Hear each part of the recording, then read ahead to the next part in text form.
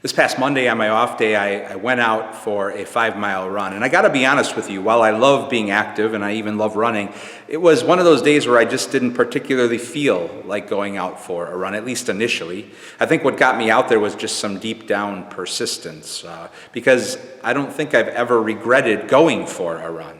I have regretted not going for a run, though, some days, and it was a beautiful fall morning. So I went out for the run, and for the first mile, my body and my mind were like, why are you doing this? Just go home and relax. It's your day off.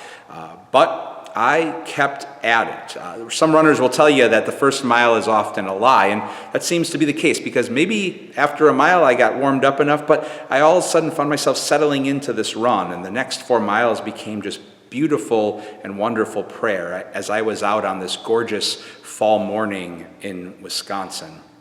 And it got me thinking about that gift of settling into life and how it often takes time, whether that's in relationships or in a new school year or a new job or a new chapter in our lives. And in thinking about Scripture and what it has to offer to that journey of settling in, I came immediately to that familiar story to all of us, a story of the Exodus, and how it took the people of God 40 years really to settle into a new way of life and being with one another, with God, with life itself. And there were all sorts of twists and turns and bumps, but thanks to the patience of God, which didn't always seem willing in some points of Scripture, and also the patience of the people, which often didn't seem willing, according to Scripture, they found themselves eventually experiencing this gift of settling into a whole new way of life, of being with one another, with God.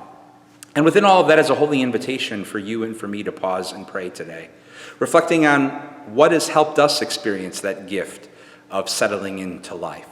Maybe it's the patience and compassion of a friend or a coworker that helps us settle into a new school year or a new job. Or maybe it's the excitement of a newfound passion or purpose that helps us settle into a new chapter of life, like retirement.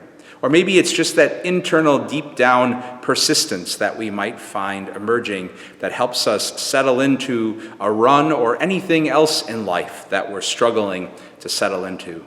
And ultimately celebrate the gift that when we come to find ourselves settled in a bit more, we come to find ourselves settled into a life that's richer, deeper, and wiser than before.